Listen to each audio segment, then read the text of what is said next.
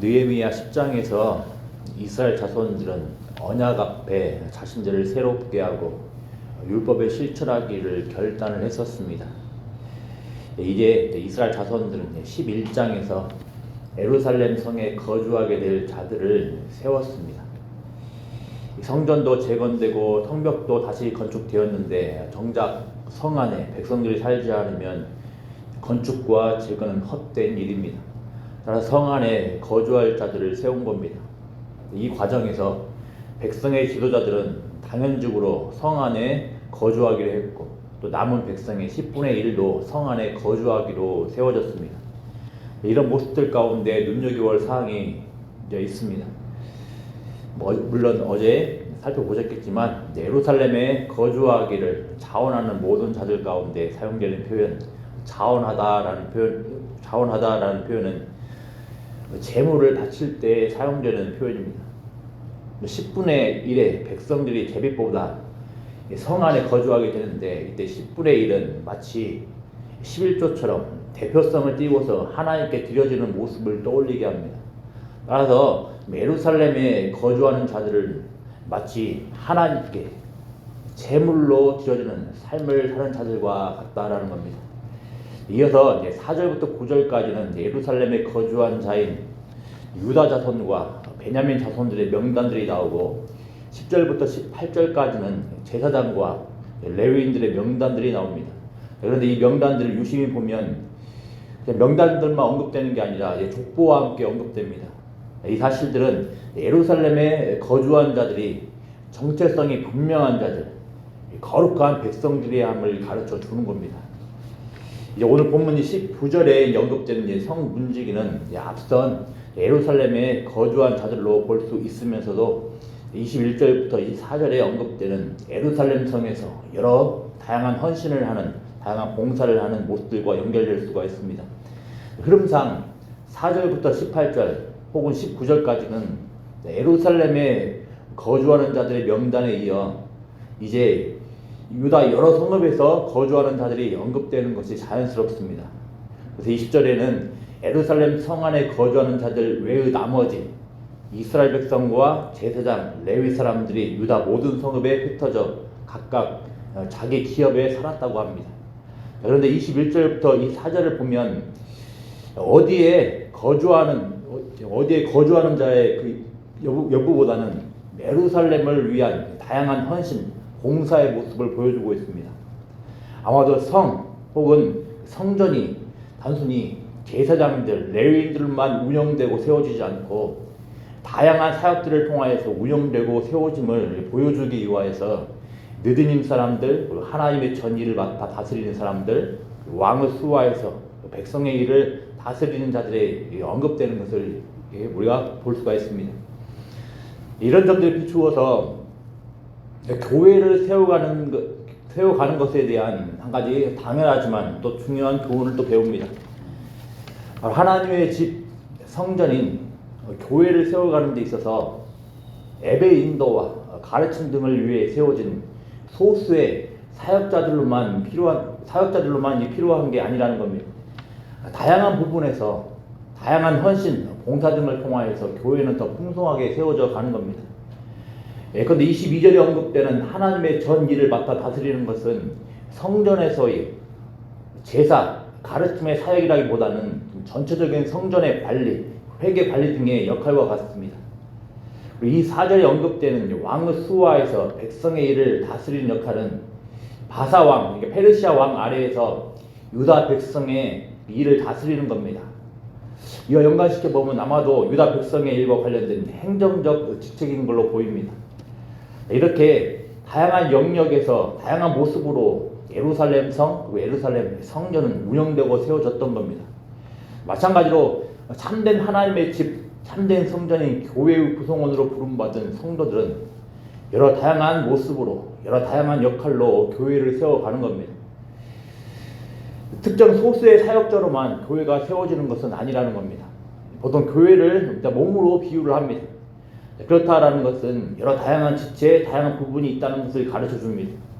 그러므로 교회를 이루는 모든 지체들이 교회를 세워가는데 각자의 역할을 할 수 있도록 역할 부여를 하고 동기 부여를 하는 것이 필요합니다. 또 각자 개인적으로도 교회로 부름받았다고 신앙 고백을 하고 있다면 교회 모든 사역에서 스스로 먼저 소외되는 것은 바람직하지 않습니다.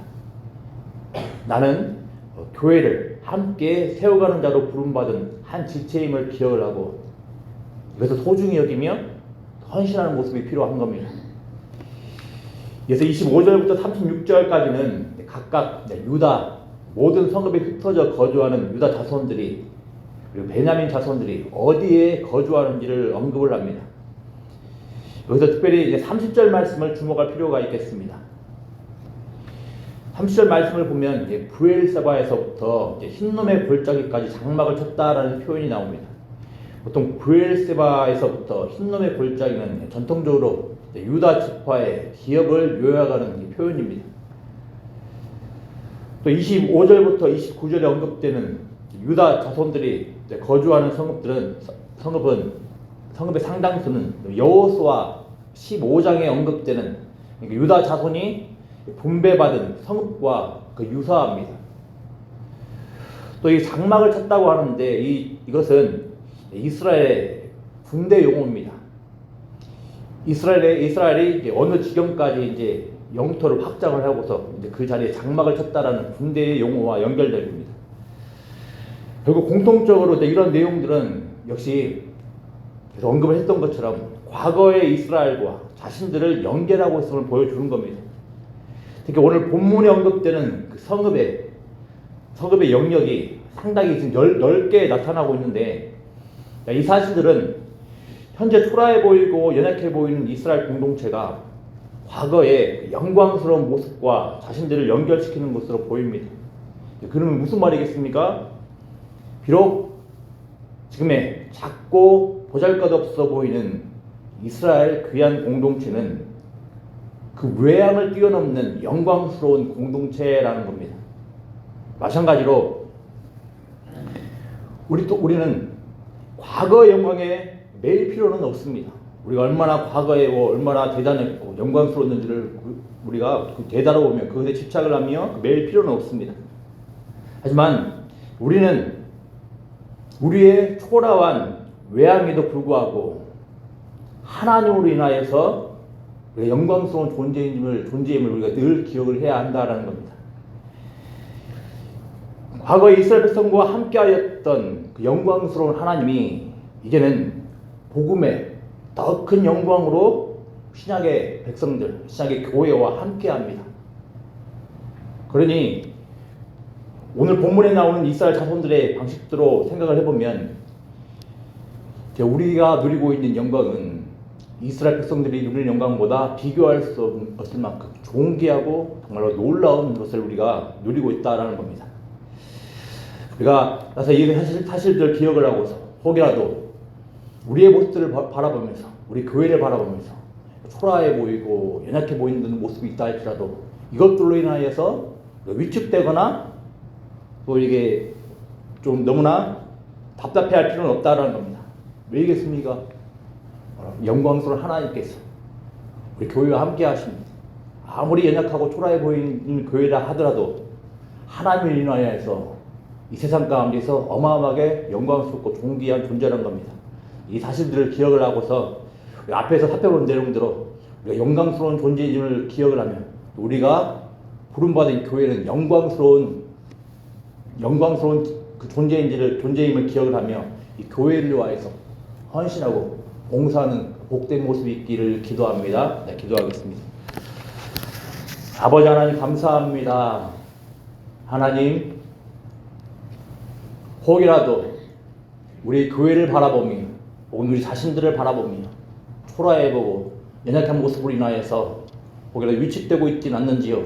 아버지 하나님 혹이라도 그런 마음들을 품고 있다면 초라해보고 연약해 보인 이런 교회 가운데서도 복음의 영광으로 함께 하셨던 하나님께서 늘 우리를 붙들고 계신다는 그 사실들을 기억을 하면서 우리 자신들에 대하여서 자부심을 갖게 하시고 또 존귀 우리를 자신들 여기며 하나님 앞에서 더욱더 아름다운 모습으로 죄 몸된 교회를 위해서 헌신하고 봉사할 수 있는 복된 모습이 있을 수 있도록 하나님 인도하여 주시옵소서. 특별히 아버지 하나님, 이 나라 민족이 여전히 혼란스러운 가운데 있습니다. 하오나 우주의 통치 되신 우리 아버지 하나님께서 이 모든 혼란한 가운데 있어도 함께 하시고 개입하여 주셔서 가장 복된 모습으로 인도하실 줄을 확신합니다. 아버지 하나님, 우리 하나님께서 이 나라 민족들을 바른 방향으로 더 아름다운 모습으로 성숙한 방향으로 이끌어 주시고 인도하여 주시길 소망합니다. 특별히 목사님 수술을 위해 회복 가운데 있습니다. 아버지 하나님, 주님께서 은혜를 베풀어 주셔서 빠른 회복으로 인도하여 주시옵시고 또 빠른 회복 가운데 있어 주의 몸된 교회로 복귀하여서 더욱더 아름답고 힘있게 세워나갈 수 있도록 하나님 도와주시길 소망합니다. 이제 사택 리모델링 공사가 막바지로 치닫고 있습니다. 하나님께서 이곳 가운데 함께하여 주셔서 빠른 공사가 진행될 수 있도록 은혜를 넣으시옵시고 혹여라도 부족한 부분들 아버지 하나님께서 채워주시고 공급하여 주셔서 또 복되게 아름답게 세워질 수 있도록 은혜 넣어 주시옵소서. 감사드리며 예수님의 이름으로 기도드리옵나이다.